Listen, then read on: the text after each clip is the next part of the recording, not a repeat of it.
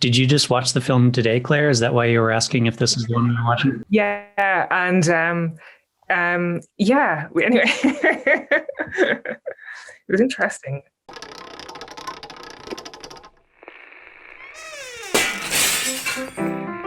Welcome to the No Budget Indie Filmcast, where we dip into the independent film universe to highlight those little films that you might not have heard about elsewhere. Where?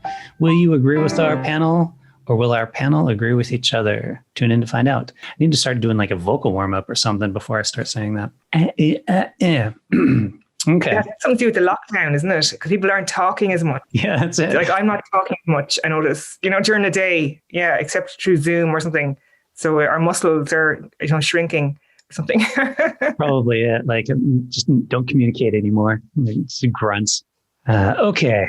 We are watching Greener Grass by Jocelyn DeBoer and Don Luebbe, or Luebbe or something like that. They co-wrote and co-directed this film, and it's actually originally was a short film that we reviewed a few episodes back. And when we found out they did a feature film of it, decided to review it around this time to see how well it does as a feature versus a short. So what it does is it follows the two women, Jocelyn and Dawn, as they're kind of competitive towards one another in a bizarre suburban world. That kind of, the way I was thinking of it is, imagine if David Lynch directed an episode of Leave It to Beaver, but it was also in color and very colorful and high def. So everyone lives in this little kind of suburban community. The husbands are interchangeable, and they actually interchange at one point. Child becomes a dog. They ride around in golf carts, and it's just kind of a bizarre world of weirdness and relationship between the two women, as one woman is constantly trying to get everybody to like her, and then the other woman is kind of taking advantage of that. It was interesting because as a short film, I really liked it. I thought it was really brilliant and enjoyable. And as a feature film, all of those jokes that were in the short film were also in the feature, but I don't know if they fully held up in the form of a feature film. It made it, you saw when something happened that in the short, and you're like, okay, that's cool, that happened in the short. But then it just kind of draws it out longer and longer. And the story felt a bit light to me in the feature film. What made it a little bit more enjoyable, I think, was just the weirdness of it. I don't know. What do you guys think? Yeah, this film, it wouldn't be everyone's cup of tea. Some people would turn it on and not like it. When I watched the short, I at first I got a bit of a shock, thinking this is crazy. But I actually really enjoyed it in a weird, bizarre way. So I didn't know if they made a feature of it until you told us. And I preferred the feature, I think, because I got to know the characters more. I think as well, it is so bizarre. But if you kind of stick with it and buy into that bizarreness, it is absolutely fascinating. It's a film you'd watch twice, I think, because you'd get some of the stuff more. It's like as if you take someone who is too nice, or is a bit of a doormat, and taken to the extreme. Because one the character is Jill. Is Jill the main character? Isn't she? Jill. Yes. What's the character's name again? I think it's Jill. Is it? Lisa. So Jill is the dark-haired girl, and Lisa is the blonde girl. So Jill is like, she's the walkover. She's the doormat, the pleaser, who will do anything to be liked. Mm-hmm. So if you take that to the extreme, even there's at the opening, she gives away her baby to her friend. Her friend asks her, "Oh, can I have your baby?" Or she offers her baby to her friend. So it was, and she takes the baby, and she doesn't give it back to Jill. And it's so bizarre. It's crazy. And they're living in this kind of Desperate Housewives looking set. And they're living in a bubble. It's weird. They all drive around in carts. And at one moment they leave Jill leaves the bubble, and she goes out to outside it and then it returns to it with kind of a slightly different perspective, which is kind of interesting. And one thing I found kind of hard to understand a little bit, and I had to look up another review afterwards, was the observer. There's a really weird observer guy / woman, and it kind of unravels. That was a bit tricky to understand. Yeah. So some aspects were a bit tricky, but if you kind of buy into the bizarreness, you really enjoy it. Another thing as well is I thought the look of it. I loved the look of it and the costumes. The costumes, they were so colourful and everything was so highly colour graded.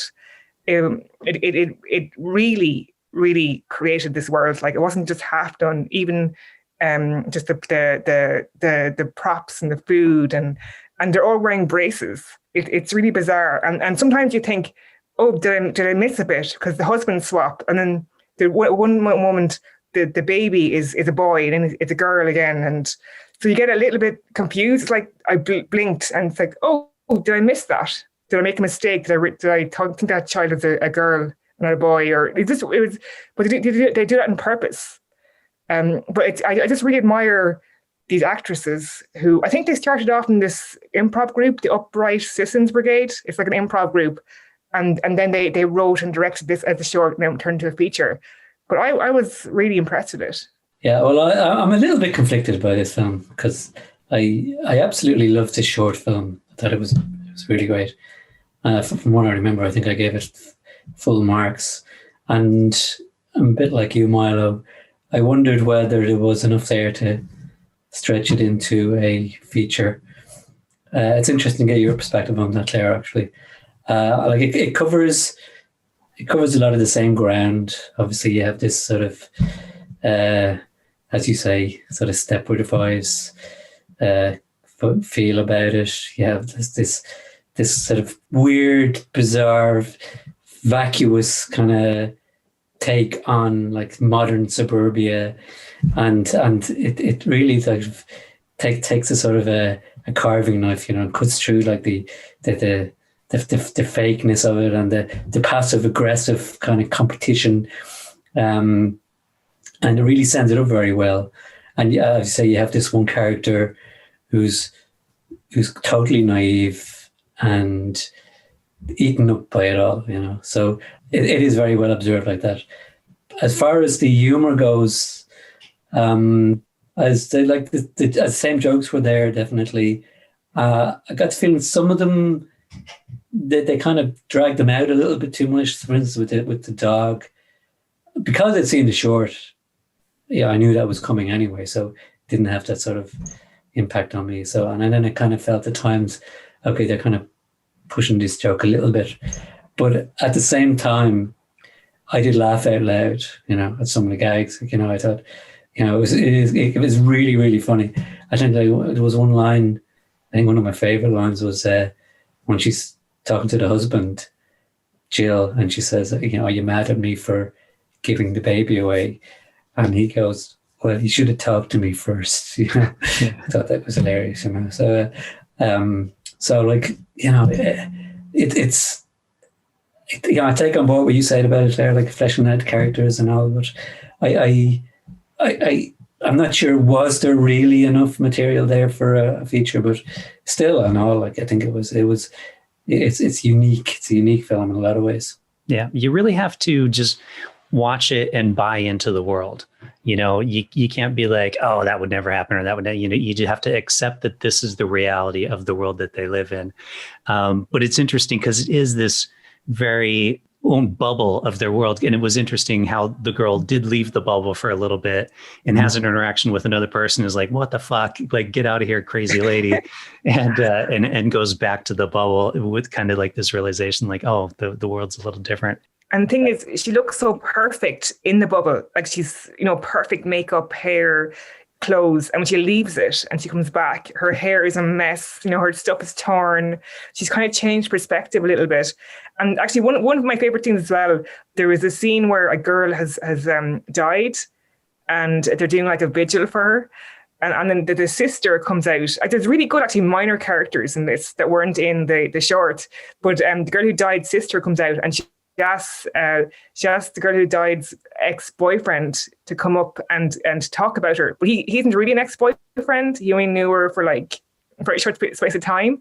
And he's with his new girlfriend, and he goes up and he tries to talk about, the girl who died, and and he can't really say much about her. It's really awkward, and it's lovely little scenes like that in it, that you have space to explore that you didn't have in the short film. So I think it works in both. Did you recognize who that guy was? Is he famous? It's Jim Cummings from Thunder Road. I didn't know that. Mm-hmm. Okay, wow. Pick that up. Yeah. You can say, Claire, that it gives them a chance to explore these minor characters. Mm-hmm. But you can also say, well, they needed something to fill out the... Yeah, they did. Yeah, exactly. I mean, I suppose, like it was... Because it was like they took everything that was in the short, and they're like, okay, we have everything that's in the short, so now we need to like space it out. And so we just got to fill in the space in between each of the bits that were in the short. Yeah, exactly. Yeah, I mean, they had some running gags there as well. But that I suppose that scene you talked about, it emphasized kind of the egotistical nature of the society that they were in, this bubble that they were in. Everybody was all about themselves, and it was all about like their desires and wanting to be better than their neighbors, wanting to be better than their friends. And even though like it was supposed to be a vigil for her dead sister, like she just kept talking about herself, Yeah. And that was in microcosm what that whole film was about. And then when Jim Cummings' character came on, and then he's talking about his new girlfriend, it was just brilliant. It was, but I think what they're doing is they're taking, like, say there's a scene about the dinner, they go out for dinner, and they're afraid to offend anyone, like, even though they're probably burning up with anger inside. And the waiters, the dinner, they accidentally drop their food on the ground, and instead of like giving out to the waiters, they actually sit on the ground and start eating from the floor. So that's taking it to the extreme of they don't want to offend the waiters. So I think it's not that they don't want. I don't think it's not that they don't want to offend the waiter. It's that they don't want to be seen to offend. They're more worried about their own image. So they internalize everything. And they see that they're wearing these fake smiles the whole time, and so it's false. Like they're inside, they're raging the whole time, But it's this game everybody's trying to play. It was funny. I was watching another review, and these guys, they saw it in Sundance, and the guys' children went up to the actors. The actor did a Q&A, and one of the actresses pretended it wasn't her in the film. She was someone else. They kind of lived, she pretended she was a librarian and she wasn't on screen. She kind of tried to mess with people in real life. And they said then after watching it as well, they were up till 5 a.m. debating it. So, wow. So it's a film that I think that you could just go on discussing for maybe a few hours, because it is a film you'd watch twice, I think, because you'd see different things and what they're getting at. But apparently they were saying in the review that the actors, they wouldn't explain about some of the scenes, even though they knew what they were about. So they want the audience to make up their own mind. It's kind of interesting. That's standard, isn't it? Like for the director not to explain, let people work it out. I mean, it hasn't David Lynch, he's never explained Mulholland Drive, for instance. It's the best of my knowledge. Right. I definitely think though you have to go in with this. If you watch this film and just some people would absolutely hate it. They would just think this is absolutely too bizarre for me. And at first, when I was watching the short version, I was like, oh God, I don't like this. But then when you commit to watching it and give it your full attention and you're sucked into the world, I think it's fascinating. Yeah, and even though it's on the surface, it's a comedy, like there is something very disturbing about it, It is sort of a tragic comedy, really, and you do have this sort of sense of sort of unease, I guess. It leaves you with a sense of unease and sadness, I suppose, for the Jill character, that she's just so destitute in the end. True. I think as well, you can tell a lot of this came out of improvisation, because these actors come from an improv background. But I think with a lot of the scenes, you can there's one with a football, and the girl just takes it up, and then all of a sudden she's pregnant, and everyone believes her. Like, everyone goes along with it. There's no questioning that it's just football. So that was, I'd say, a lot of this, it looks like these actors did improv workshops, and there's all these props around, and that was one thing that came out of it. It looks like that. Yeah, I think that was kind of one of the, if I remember correctly, we talked about that during the short film as well, was we were thinking you definitely get that vibe of improv, of the whole, like, let's just go along with whatever's happening, and we're just going to go along with it as if it's normal, and, you know, and do the whole yes, and we're going to play along. And they definitely keep that going throughout the entire thing. Like you mentioned, the dinner scene where the food falls on the floor, rather than being like, no, and get mad at it. They're like, okay, yep, we'll just play along and eat the food, or just any of the random stuff. The dog, of course, when the boy turns into a dog, it's like, we'll just go right along with it and keep living like our little boy is a dog. Well, in actual fact, it happened years ago. I was staying in this hotel, this cheap hotel, and I asked for a sandwich one evening, a toasted ham and cheese sandwich. And I was waiting ages to get it, and I asked again for it. And finally they brought it out to me, you know, put the plate down in front of me. Thanks very much. And then when I lifted it up, the underside of it was just burned to a crisp. It was charcoal black, you know. And I should have handed it back, but I just went, I ate it, you know. I just didn't have the nerve to complain about it, you know. I just wanted to, there and ate it. It's very Irish do that. I mean, I don't know about Americans, but Irish people, we hate complaining. Like, we would talk about people behind their back, and we'd give out about the restaurant. But we would, if the waiter comes over to us and asks everything okay, even though if it was horrible, we'd say, yeah, no problem, thank you so much. We just hate complaining. It's just, and it was so obvious that they knew that they'd screwed up, like, and then they tried to hide it, you know. And I just went along with it like a sap. Well, I guess you could be worried maybe they'd do something to it if you sent it back as well. Yeah, I know. Who knows? What's interesting with this as well, actually, it's just everyone is so gullible. Like, it's probably play on gullibility, the way people believe, like, the girl is pregnant and everyone goes along with it, and the dog is a dog. And I must say as well, the teacher in it, she's from the place called The Good Place. Anyone seen that? Yeah, it's with Ted Danson. Yeah. And she was called Mrs. Human. And she had a kind of a weird backstory as well. So that was kind of interesting, I thought. Yeah, I was super happy when I saw her in the film too. I'm like, oh, she's fantastic. I can't think of her name at the moment. So you wouldn't know her name, but you definitely know her face. Yeah. Well, if you've seen The Good Place, you'd know her. I mean, because, she's fantastic in that. Yeah. All right. Should we rate it? Who wants to go first? Hey, I'll go. So I thought it was a very unique film that could be nearly become cult status, you know, in eventually. And it's really good, really well acted, really beautiful looking, and great costumes, and crazy, bizarre, and kind of unique. So I'll give it 4 out of 5. Okay. Well, like I said, I gave it a short 5 stars, but I don't know I can give this 5 stars as much as I liked it.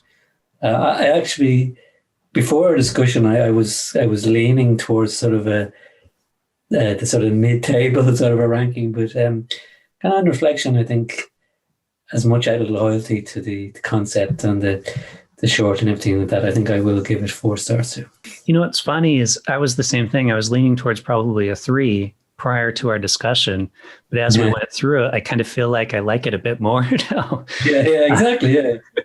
DeBoer. yeah, it is. So I'm going to go 4 as well, actually. So I think we're all going to 4s all the way around, people. Well, we dragged that 4 out of you. Yeah. All cool. Right. Filmcast audience, we really enjoyed this film, so we'd recommend you check it out. It is called Greener Grass, and it is by 2 people whose names I've now forgotten, Jocelyn, DeBoer, and Don Luebbe. If you watch it, be sure to let us know what you think by visiting us on social media at No Budget Show. We're on Instagram, Twitter, or Facebook. Or, of course, feel free to leave a comment or review on this video or podcast if that's where you're listening to it. And with that, we will say see you next time. Goodbye. Bye. Bye.